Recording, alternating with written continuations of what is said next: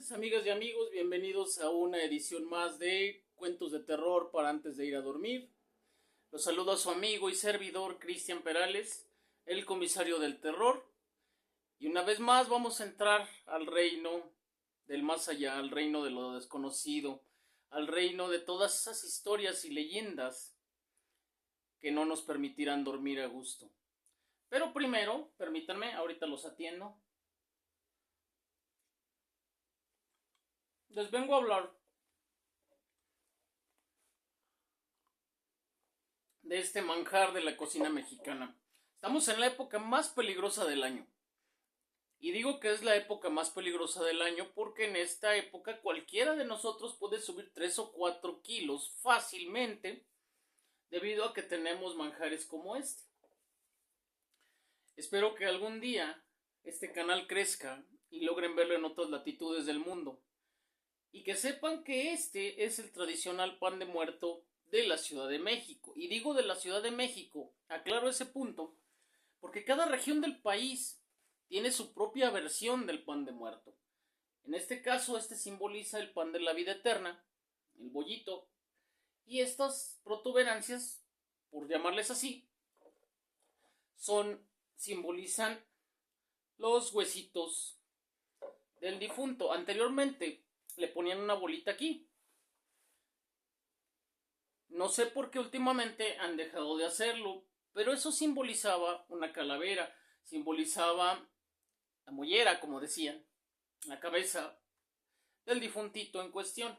Se pone junto con los otros manjares de esta época del año, junto a los sabores que solo se pueden tener en esta época del año. Se pone en nuestros altares, en nuestras ofrendas. Este en particular, pues viene de aquí, de la panificadora San Juan. Muy buen pan, tiene un sabor, se percibe el azar, la naranja, tiene un aroma a nuez. Así que permítanme, vamos a probar este manjar.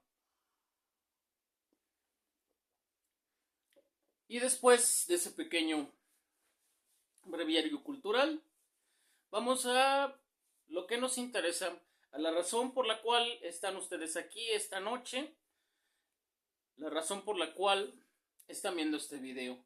Y son las leyendas que suceden y que surgen del más allá. Hoy les voy a hablar de un área en particular. Voy a hablarles del centro histórico de la Ciudad de México. Ya sé que hay muchas leyendas de esa zona, de la zona centro de la Ciudad de México. Una ciudad grande, una ciudad cosmopolita, una ciudad con sus dificultades, pero también con sus bellezas escondidas. Y entre todo lo que esconde la Ciudad de México, también esconde muchas leyendas, esperando a ser descubiertas, esperando a que alguien las narre. Y sí, efectivamente, mucho se habla de lugares como la Roma, donde las casonas antiguas fueron el escenario, o hasta la fecha siguen siendo el escenario de leyendas, de apariciones, de cosas que dan miedo, de espíritus, de difuntos, de desaparecidos. También se ha hablado mucho de Tlatelolco. Algún día también voy a hablarles yo de Tlatelolco, porque ahí es una zona que por alguna razón tiene una maldición no escrita. Y en Tlatelolco siempre habrá sangre. Tlatelolco es un lugar que nunca ha conocido la paz, que nunca ha conocido una época de su historia donde no haya habido matanzas en masa, donde no haya habido muertes por desastres naturales. Sucedió desde la época prehispánica, sucedió en la época colonial, sucedió en la revolución, sucedió en la guerra cristera, en el terremoto del 85 y va a seguir sucediendo. Eso lo sabemos. Tampoco les voy a hablar de lugares como la Condesa, tampoco les voy a hablar de lugares ahorita como el Zócalo, las calles estas de Madero, todo eso. Sabemos que hay leyendas, pero hay una zona de la que se habla poco. Es una zona que está delimitada hacia el sur por la avenida Arcos de Belén, hacia el norte por la avenida Juárez y donde está el Palacio de Bellas Artes, Hacia el poniente está delimitado por la avenida Valderas y hacia el oriente por el eje central Lázaro Cárdenas, que a lo largo de su historia, a lo largo de la historia de la ciudad ha recibido varios nombres. Originalmente, lo que hoy conocemos como el eje central Lázaro Cárdenas, en algún momento de la historia, en algún punto de la historia, era la famosa calleja del niño perdido. Porque sí, efectivamente, en la época colonial mexicana, hubo un niño que desapareció y su padre lo buscó y ofreció una recompensa a quien llevara al niño a su presencia, a quien le diera información de dónde estaba su hijo. Pero tristemente, el niño nunca iba a aparecer, al menos no en la calle, porque su propia madrastra fue quien lo metió entre las cuatro paredes de una hacienda, de lo que hoy se conoce como la Lagunilla. Pero no vengo a hablar de eso. Vengo a hablar de esas calles que les mencioné, que también están plagadas de leyendas, que también pasan cosas y seguirán pasando. Primero que nada voy a hablar de un edificio. En alguna vez yo escribí una novela que era solo lectura y hablaba de este edificio. Quienes son seguidores de mis otras redes sociales quizás la leyeron y quizás alguno de ellos llegue aquí y sepa el nombre del edificio. Actualmente, por un acuerdo que hice con el propietario del lugar, acordamos que no diría, al menos en público, el nombre del edificio. Solo les puedo decir que está a unos cuantos pasos, a unos cuantos metros de lo que es el Palacio de Bellas Artes, sobre la calle de López. Es un edificio que se construyó, me parece que en 1947, 1950 aproximadamente. Era un edificio bastante sencillo, algunos dicen que era bastante simplón. No tenía fachadas elaboradas como muchos otros edificios de esa zona. Tampoco tenía ese tipo de herrería muy recargada de aquella época, no. Más que nada era un poco minimalista si lo comparamos con el resto de los edificios. Una fachada bastante sencilla, pintada de colores cálidos hasta cierto punto. Y en fin, era un edificio que comprendía dos salas divididas por un pasillo. O sea, el departamento de acá y lo recorría un pasillo y ya estabas en el otro departamento. En fin, la cuestión es que esta persona me la narró Esteban, un conocido que tengo, y que le pasó lo siguiente. En un día de muertos, él estaba llegando a su casa a eso de las 8 de la noche, llegando a su departamento. Obviamente había pues una gran cantidad de pequeñines, de niños pidiendo dulces en la calle, pidiendo la famosa calaverita. Y se metían de repente a los edificios, se metían de repente a estos edificios en ese momento que serían 7, 8, 9 de la noche, 10 de la noche, todavía se me hace una hora en la que los niños todavía podrían andar peregrinando por los dulces. Me parece que no es tan tarde, y menos si los acompañan los adultos, hay algún adulto responsable cuidándolos. La cuestión es que pues cada niño que tocaba, él salía, repartía sus dulces, los tenía en un tazón, ya los había preparado para eso. Una vez que dan las 11 de la noche, los niños dejan de llegar. Entonces él da por concluida esa parte del festejo del Día de Muertos y decide vaciar el tazón, los dulces que le quedaron en el tazón, vaciarlos en una bolsa y poner la bolsa justo al lado de la puerta, en una especie de mueble que tenía ahí, que sería, no sé, un recibidor, un mueble, no vamos a entrar en detalles. La cuestión es que cerca de las 12 de la noche llaman a la puerta nuevamente. Un toquido, algo tímido el toquido, apenas si se escuchó. Llaman a la puerta, mi amigo se asoma por la mirilla y ve a una niña de aproximadamente 7 u 8 años que estaba haciendo el típico movimiento que hacen los niños, así el bamboleo que hacen cuando están impacientes porque les abras la puerta o porque les des algo. En fin, mi amigo abre sin quitar la cadenita que tienen todos sus departamentos, y ve a la niña, y la niña le dice, oiga, coopera para mi calaverita.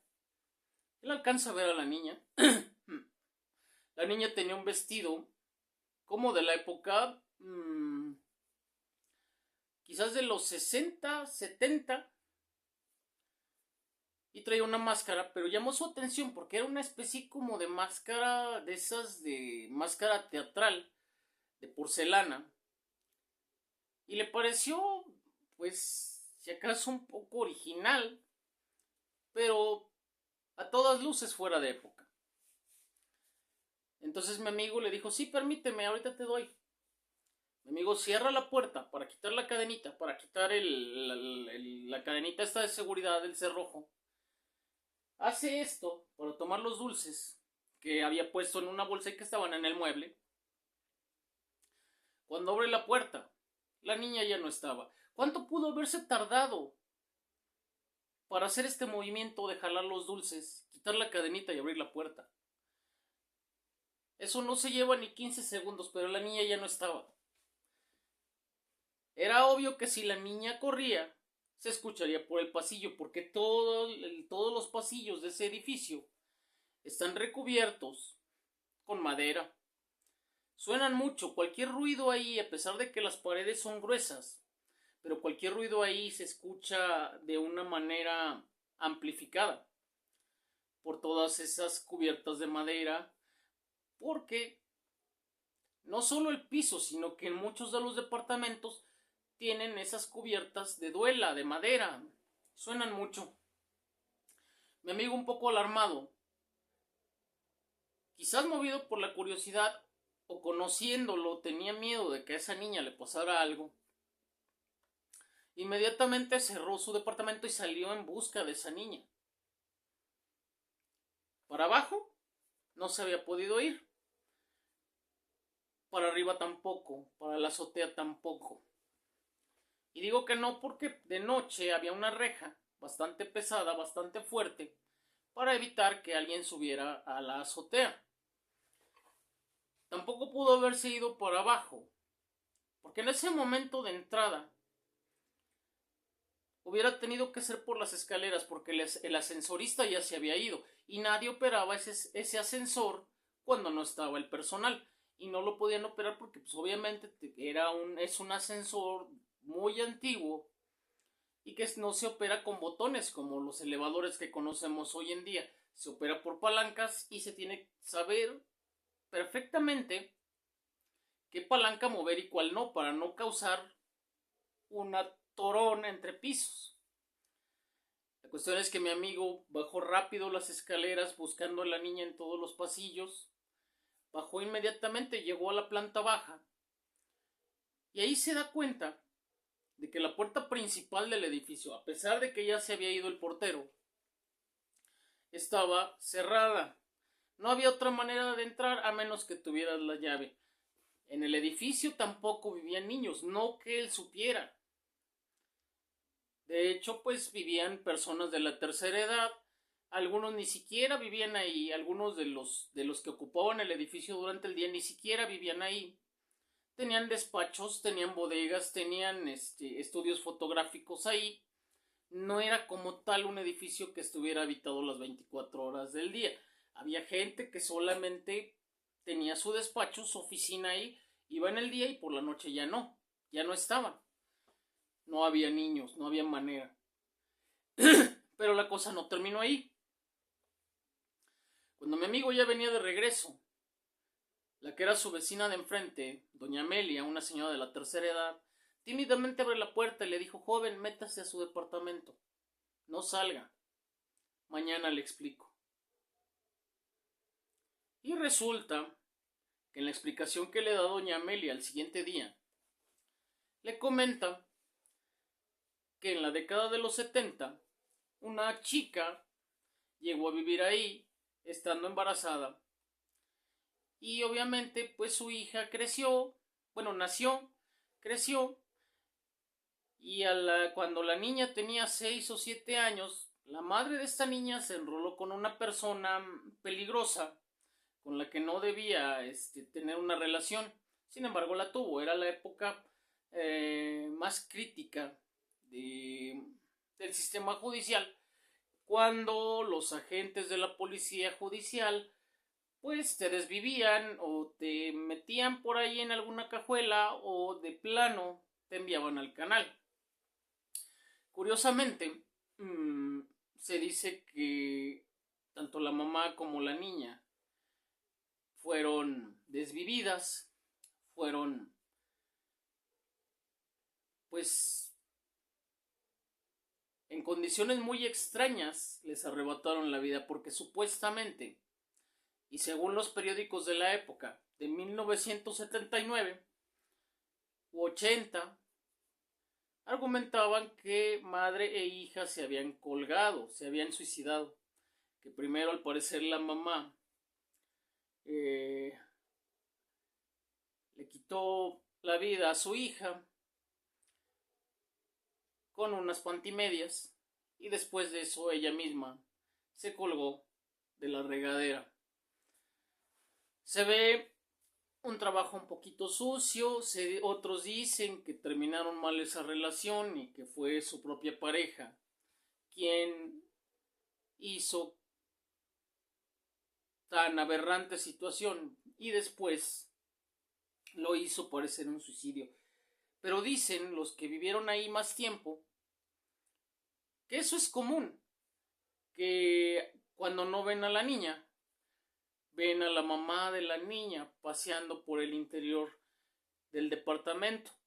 ¿Cuál departamento? Justo donde vivía Esteban. Justo en ese departamento habían sucedido esas cosas. Y la fecha exacta cuando sucedieron esas cosas fue en 1984, no 1980. Los datos que hay son confusos, pero ahora por una fuente, por una persona que me ayudó a conseguir esta información, ahora sé que eso sucedió en el 84, 1984. Pero ya que vamos a hablar de niños que se aparecen de la nada, déjame decirte que, por ejemplo, hay otra calle que es el Callejón de Dolores. Ahora es la calle de Dolores porque hace 6 o 7 años la ampliaron para darle lugar a lo que hoy conocemos como el barrio chino de la Ciudad de México. Pero anteriormente ese lugar era bastante sombrío, no había tanta luz como ahora. Y la siguiente calle, si tú caminas sobre Artículo 123, te vas caminando y llegas hasta la avenida, hasta la calle Marroquí o Marroquí. La calle Marroquí es una calle bien pequeñita, de apenas una cuadra, que desemboca en la avenida Independencia, comunica Artículo 123 con avenida Independencia. Ahí se localiza la Plaza Santos Degollado. Es una plaza que por las noches está totalmente sola.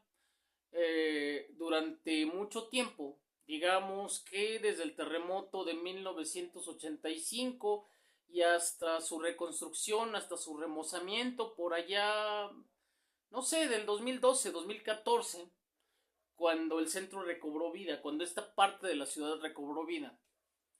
Era un lugar bastante sombrío y bastante siniestro. Un refugio de malvivientes, un refugio de personas en situación de calle, un lugar por el cual no querrías pasar cuando ya no había la luz del día. Ni hablar de que hubiera iluminación pública, porque era casi inexistente. Siempre estaban fallando las lámparas. A los gobiernos anteriores poco les había importado el rescate de esa zona. Se convirtió en una entidad más que histórica, se convirtió en una entidad comercial donde cada quien se tuvo que rascar con sus uñas, donde cada quien tuvo que valerse por sí mismo y los mismos propietarios de los comercios de la zona, las mismas personas que decidieron no abandonar ese lugar, prácticamente son los mismos que la reconstruyeron. Ahora es un lugar donde puedes ir a cualquier hora de la noche y no exagero. El lugar está vigilado, hay una patrulla, hay un policía en cada esquina, la iluminación eléctrica es perfecta y hay hoteles de lujo sobre Avenida Independencia. Además de que hay oficinas de la Procuraduría que impiden que el lugar vuelva a ser copado por la delincuencia. Sin embargo, en esa época, los 80, los 90, principios de los 2000, la primera década del año 2000, hasta el 2012, aparte de la delincuencia, había otro motivo por el cual no debías caminar por ese lugar. Y era que, en cierto punto, te podías encontrar con dos personajes fantasmagóricos que te iban a cortar el paso y que a lo mejor no eran tan nocivos o no eran tan peligrosos, pero de que mínimo un buen susto sí te llevabas. Uno de ellos era precisamente otra niña. Una niña de aproximadamente, los que la llegaron a topar referían que era una niña de 9 o 10 años con un uniforme de la escuela, cubierto de polvo, cubierto de tierra, que de alguna manera te cortaba el paso cuando ibas caminando por ahí, por Marroquí o por artículo 123. Una vez que te cortaba el paso, ella te preguntaba: ¿dónde está mi mamá? Mi mamá, ¿dónde está mi mamá? Dabas la vuelta por Santos de Gollado, a la Plaza Santos de Gollado, y te topabas con una especie de memorial. Cuando leías con un poquito de detención ese memorial improvisado y tan abandonado a su suerte, te dabas cuenta de que entre las edades de quienes habían muerto en esa zona figuraban muchísimos niños. Al menos entre todos los nombres de ese memorial que alguien improvisó, porque ni siquiera fue el gobierno, ni siquiera fue ninguna dependencia pública, fueron las mismas personas las que en una tabla escribieron los nombres de muchas personas que fallecieron en ese punto. Y te das cuenta por las fechas de nacimiento que la mayoría, no la mayoría, pero sí un número muy grande, eran niños entre 6 a 11 años. Otro personaje que te encontrabas sí o sí era un anciano. Un anciano que te cortaba el paso. Un anciano que no hablaba. Simplemente tú dabas el paso hacia un lado, él también lo daba. Tú tratabas de caminar, de evadirlo, de irte hacia otro lado, o de darte la vuelta, y en cuanto dabas la vuelta, allí estaba de nuevo. Nunca habló, nunca dijo nada. Oye, Mishi, espera. Perdón por la falla técnica. Ustedes saben cómo son los gatos. La curiosidad mató al gato, pero murió sabiendo.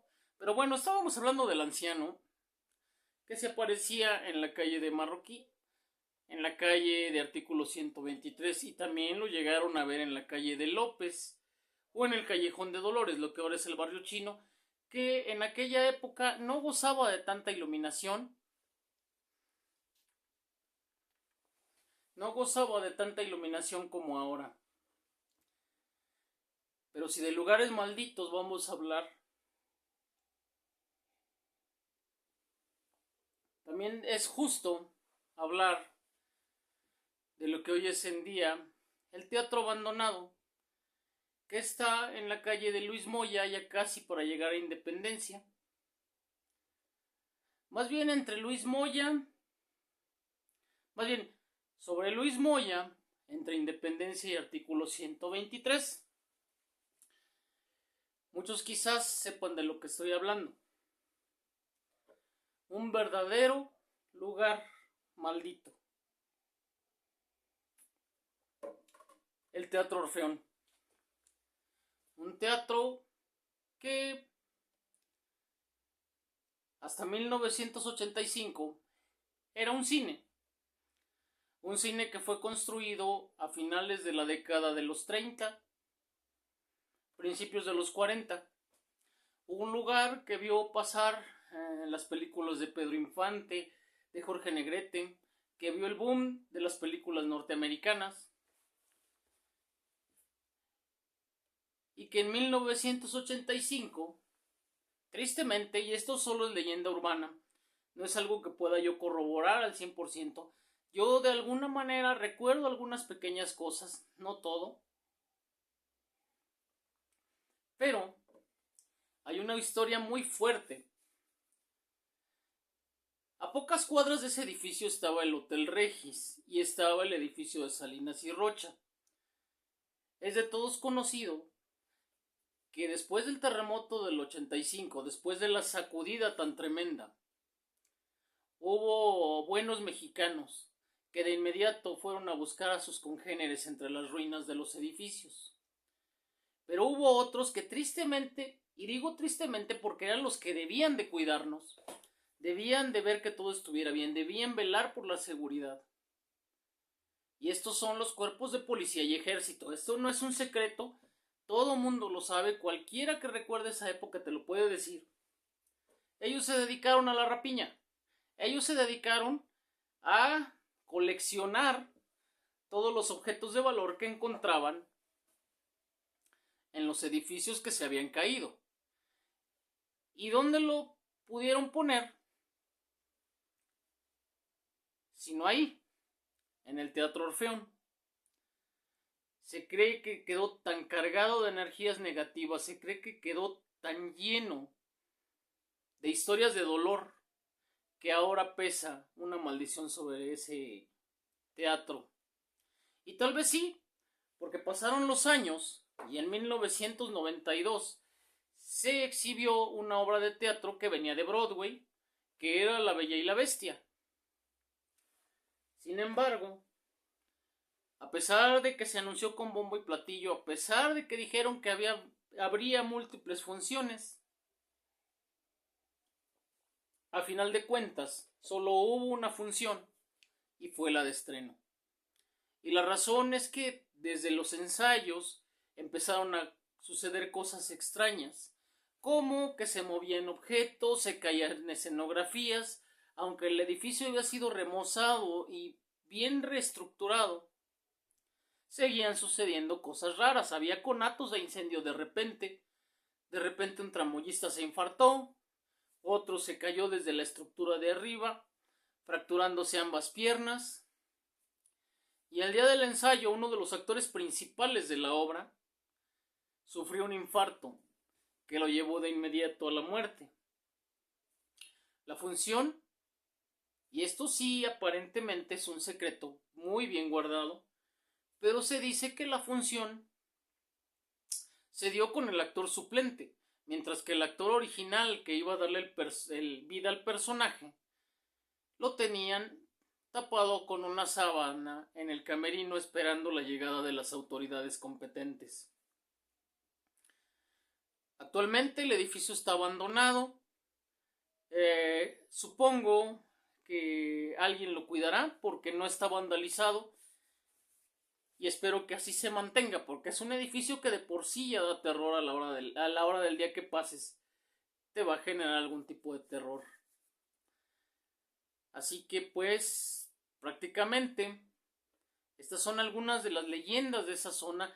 Hay más, pero ya tampoco quiero alargarte mucho el video. Regálame un like para una segunda parte y yo con gusto produciré uno más hablando de esta zona.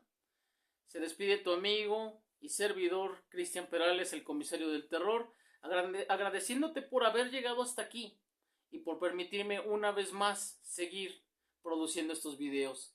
Muchísimas gracias y que siga el terror, porque el terror nunca termina.